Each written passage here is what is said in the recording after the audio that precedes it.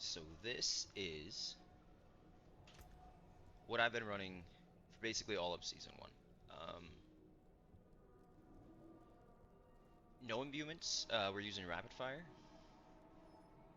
Kind of crazy, I know. I really fell in love with the trapping style play,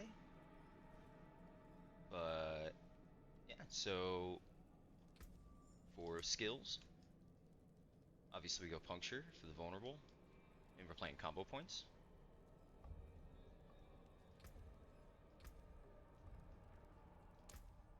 And then we grab damage reduction, max out rapid fire. Obviously, we go here after we evade, critical strike damage, ranks to weapon mastery on amulet, +3 here. We gain more defense when we're control impaired. Caltrops, kind of a meme, but low-key I actually like them. Super fun to play with. Ranks to dash on the boots, get that cooldown nice and low. We get even back farther. Maxed out Dark Shroud with ranks to it on our legs. This plus one of our aspects, it makes it so every Dark Shroud we have is an extra 14% damage reduction per shroud. They also have a 14% chance to not be consumed. And then movement speed, because movement speed is king. Poison trap with the knockdown. Ranks to exploit, ranks to malice. We go consuming shadows because we are using the barber. I only put 2 there.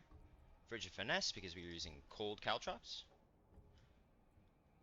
Big damage increase. And then trap mastery for extra crit chance.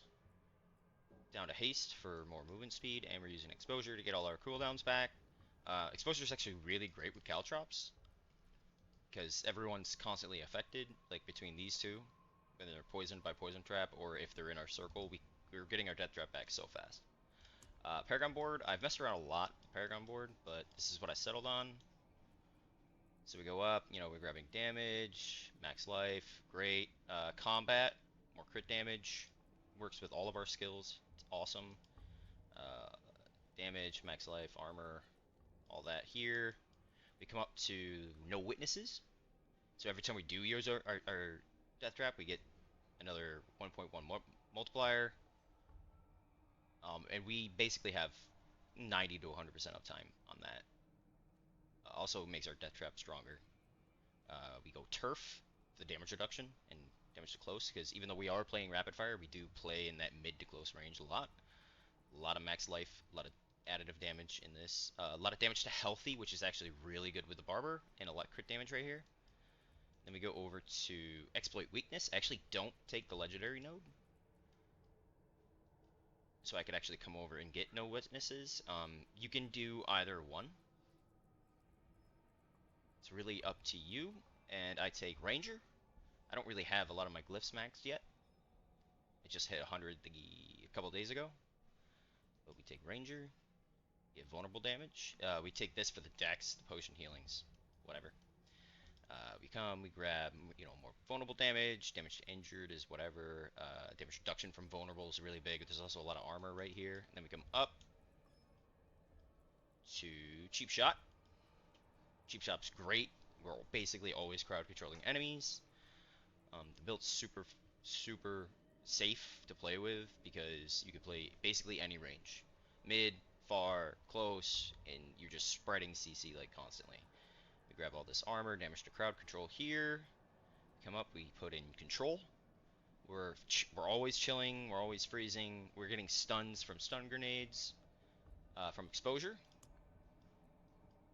Chance to drop stun grenades, which also works with one of our aspects as well.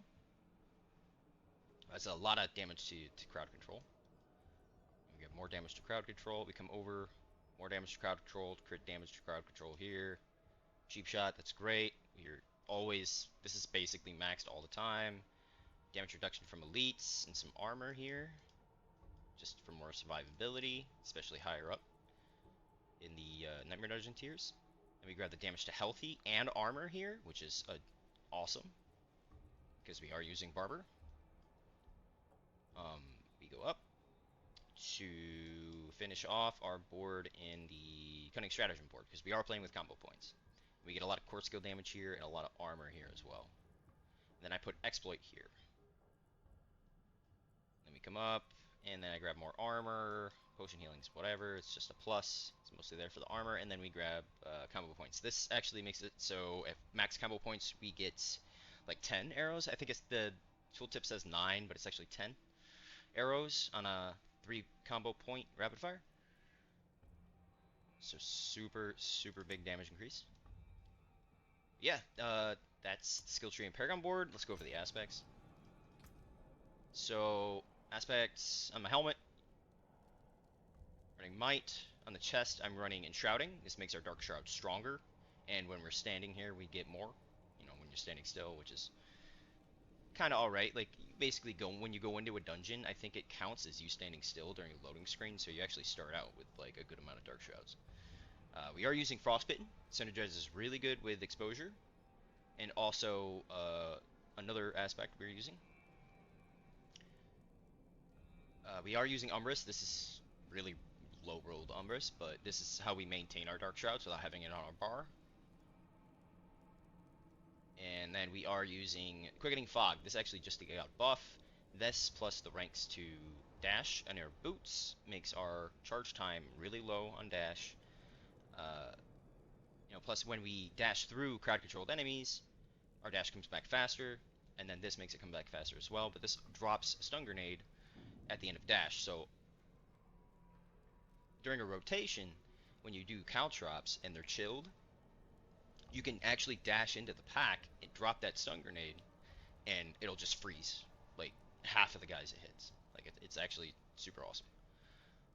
I'm using accelerate. I have a really bad roll of accelerating, but I'm using accelerate in my crossbow just because I really like the attack speed. I really wish I had a better roll.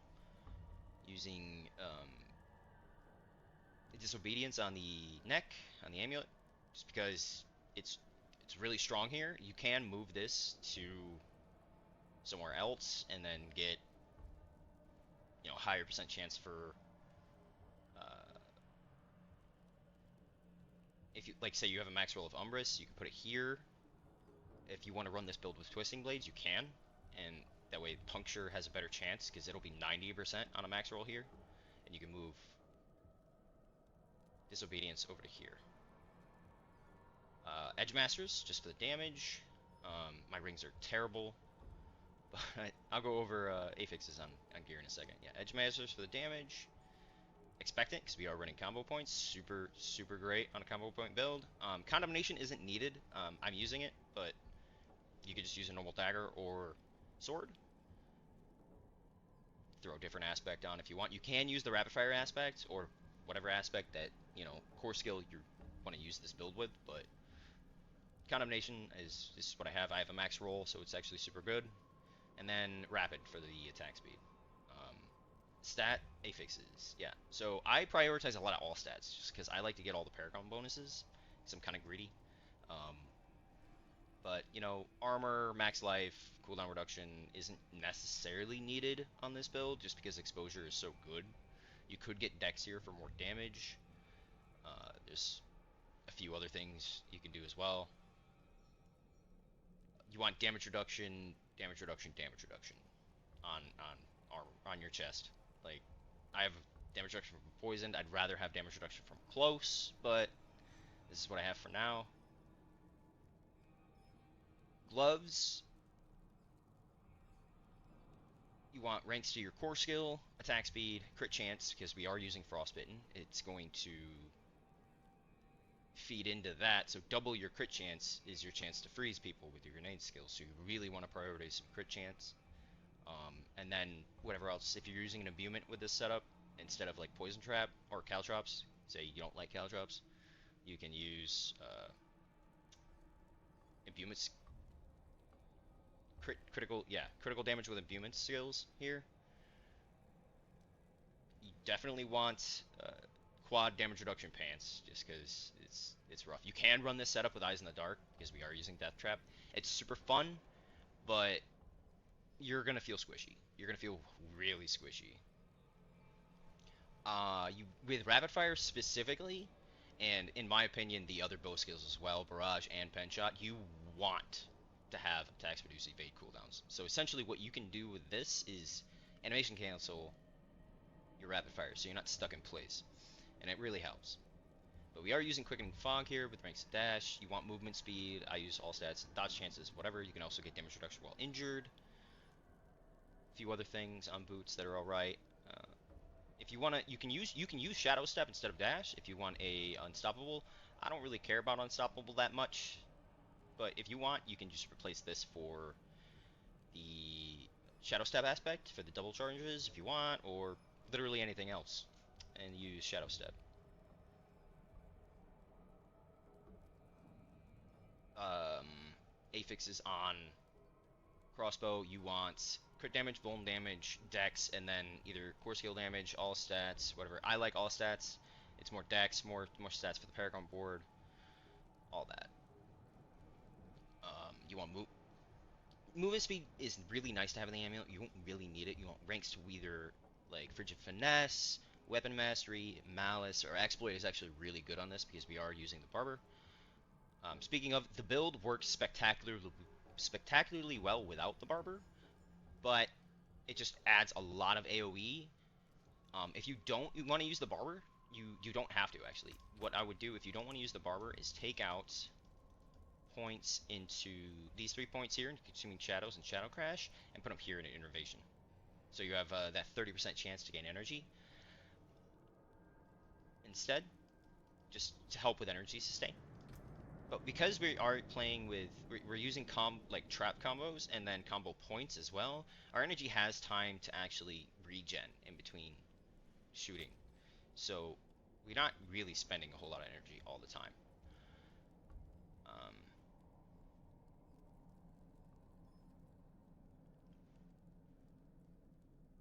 Rings, you want crit chance, vulnerable damage, crit damage. You know, I have crit damage with the Beam skills on this one, even though I'm not using it. These 2 rings I found in World Tier 3, and I've been stuck with them because I can't find anything better. Ring RNG, jewelry RNG is really bad this season just because the hearts, and you have to have specific colors for the ones you want to run. All that, and then we're using the Brutal Heart of Revenge. 20% damage reduction is like suppressed. Is so good. It's just insane. And then for our last heart, we are using the Trickery Heart, which is amazing. So also this aspect, Quickening Fog, when this drops the smoke grenade, this counts for the trap. So we have 100% uptime on this trap. Every 5 seconds, this thing will always be up between dash and poison trap. And then swords, same thing as crossbow. If you're using dual swords or dual daggers or condemnation in a sword or whatever, vulnerable damage, crit strike damage, dex, and then core skill damage, damage to close, all stats, whatever you really can find, honestly. Rerolling gear at the enchanter is hell now. So yeah, this build's got a really nice balance between attack power, armor, and life, between with the paragon board and the defensives. You can run. I run rubies. You can run topazes and be perfectly fine. Um, but yeah, we're in a tier 97 right now. Couldn't really find a good tier 100. So this is what you want to do essentially. You group everybody up. You use the shadow decoy to trap everybody on to your caltrops, and it lures everybody to him.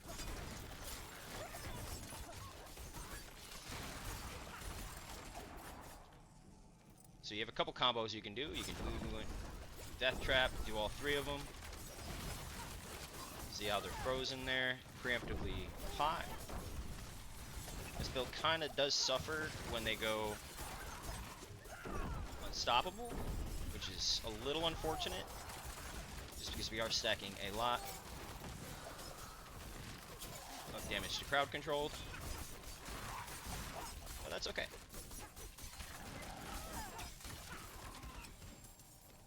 Yeah.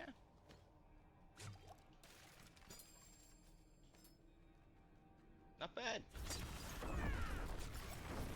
What's great about having the taunts is the ranged enemies will literally just walk to it.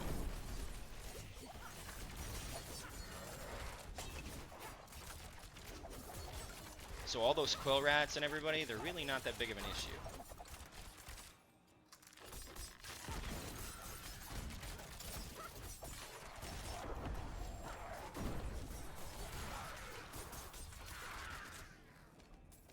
Doesn't do as like insane damage like a lot of Twisting Blades builds and everything, but it's very fun and easily can clear